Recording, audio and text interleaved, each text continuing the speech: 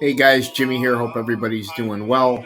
Today we're going to talk about some of the cold cases, some of the unsolved crimes of the Chicago outfit. Like this poor guy, Carmen Trotta, a Chicago outfit associate. He was shotgunned to death in Lyons, Illinois, just down the street from the Brown's Chicken, where Anthony the Hatch was killed by Tony Calabrese. This case is open today. Now, another cold case of the Chicago outfit, going back to March of 1979, was Timmy OBrien. He was partners with Richie Ferraro. He owned a scrapyard, and he was shotgunned to death. Ended up trunk music. They found him in Bolingbrook. And I remember my friend and I went to this scrapyard because my friend got a tip that the Spilotro brothers were buried there. But it wasn't true, as we know. Now, another one of many unsolved murders by the Chicago outfit is this guy, Robert Pronger. No relation to the hockey player. He was actually a NASCAR racer and a race car champion. He disappeared in 1971. He's believed to be murdered by that lowlife Willie Dauber and one of his associates. No arrests have ever been made. Unsolved murder. Now here's one of the worst. William Billy Dauber. Him and his wife, kind of like a Bonnie and Clyde, Charlotte. They were victims of the Calabrese and the Wild Bunch crew in the family secret trial. He was the prime suspect in the Robert Pronger murder. And the government alleges he was an associate Chicago outfit and has over 30 murders under his belt. Now, this poor bastard here, Samsambo Cesario, another unsolved murder of the Chicago outfit. He was actually a made guy, bookie out of Cicero, going back till the early 20s. And Sambo was sitting outside his front lawn with his wife, smoking a cigar. Two masked men approached him in ski masks, clubbed him, and blasted him away. Now here's a very dangerous heavyweight for the Chicago outfit, going back to the glory days. Milwaukee Phil, Aldoricio, kind of like Frankie Schweiss. A lot of other mob guys were very in fear of this man. When he was in prison, he found out that Sambo secretly married his girlfriend, and he had him killed from his prison cell. Allegedly, Harry Allman was the shooter. Now, the prime suspect in killing Sambo was none other than Harry Allman. It had his MO all over it. Leader of the Wild Bunch. They like to kill people with ski masks, shotguns, broad daylight, leaving victims like his wife, New York style. There's a photo of Harry, who was never charged on this hit, and they think the other guy was Butchie as well.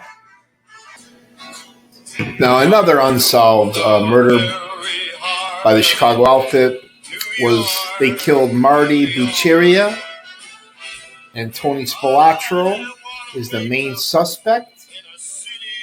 He brokered a deal with Alan Glick, and he demanded a finder's fee for that deal. And he wasn't backing down. Eventually cost him his life. They shot and killed him out in Vegas. Now here's heavyweight Marshall Capone. And while he was in prison, he gave a murder contract to Ray Ryan. Ray Ryan tried to weasel his way out of it and even offered him a bribe. As a result, he had Ray Ryan blown to smithereens from his prison cell. This guy was a legend in the Grand Avenue neighborhood and talked about a lot at the Family Secrets trial. Now, right here in the Grandin, Ogden neighborhood, across the street from Patsby's, Spilotro's old restaurant, is where Jimmy Cantoro was killed. Going back to 1978, Jimmy the Bomber Cantoro was notoriously involved in the Chop Shop Wars, and Al Taco was anxious to take over those rackets and had to get him out of the way. Now here's El Taco, half Greek, half Italian, like Gus Alex. He was a high-ranking Chicago crew boss, associate, Chicago outfit, did a lot of heavy work. He was one of the men that botched the Spilatro brothers, but he was the prime suspect in the Jimmy the Bomber murder, and he soon took over all his rackets. Here's a perfect example of Nick Calabrese testify to on the stand that you have to follow orders. Ray Ryan was given an order on a murder contract. He tried to bribe his way out of it. And Marshal Capone, while he was locked up, ordered the bombing of Ray Ryan right there outside his health club in Evansville, Indiana. Now here's an old Wild Bunch member, Jerry Scarpelli, made guy to Chicago outfit, did a lot of heavy work. While he was in the MCC, they thought he attempted to kill himself. He had a plastic bag wrapped around his head. But also at the MCC, at the same time on the same floor, was Frankie Schweiss. And they think Frankie Schweiss actually murdered him to keep him quiet. Now, aside from rounding up all the burglars that robbed Tony Accardo's house, his houseman and the general contractor were killed as well. I remember years ago, Tony Accardo had an auction at one of his homes in River Forest. I never got a chance to make it there, but I would have loved to pick up a piece of memorabilia. Now, during the Accardo break-ins, most people focused in on the burglars themselves and how they were brutally tortured, rounded up, and killed. But Michael Volpe, he was like the houseman for Tony Accardo. Him, and as well as the general contractor, the guy that built the house, they were both killed as well, both unsolved crimes today. Here's made member of the Chicago outfit who was murdered shortly after the burglars in the Accardo break-in were all tortured and killed. He participated in killing a couple of those burglars.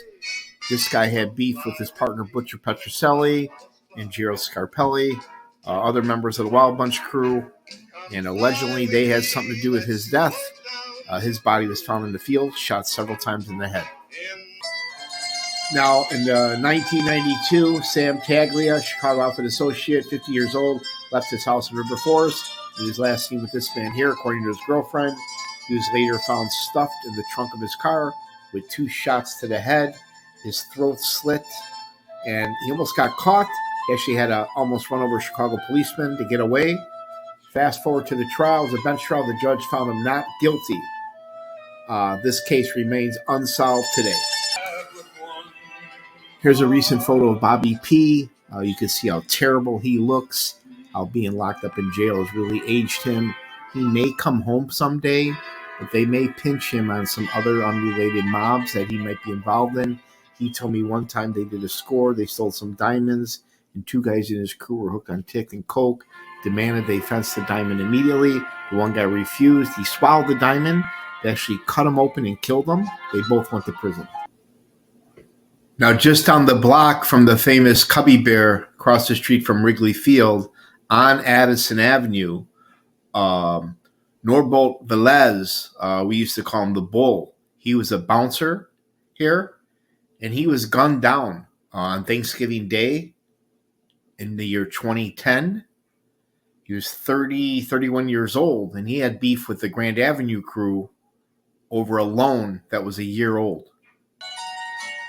Another victim in an unsolved case of the Chicago outfit is Anthony Catalano, a Chicago outfit associate, a drug dealer, and very good friends with Michael D. Phillips. He was last seen leaving his house on West Brandmauer in his Mercedes. Hasn't been found since 2009. This case remains open and unsolved. Here's a late Michael D. Phillips. He was good friends and partners with Anthony in the drug business together. He was about to go on trial for a prescription drug case. This guy was an associate of the Chicago outfit, pretty good-sized, beefy electrician. He was found at his condo in Grand in Harlem with his head bashed in, stabbed up, and murdered. Nobody's ever been charged. Now, if anybody has any information on any of these unsolved murders by the Chicago outfit, please contact your authorities. And who knows, you may get a nice cash reward. But be careful. Have a good lawyer, because sometimes they don't like to pay out the rewards that are promised. Thanks for watching. Please hit subscribe, like, share with your friends. I appreciate all your comments.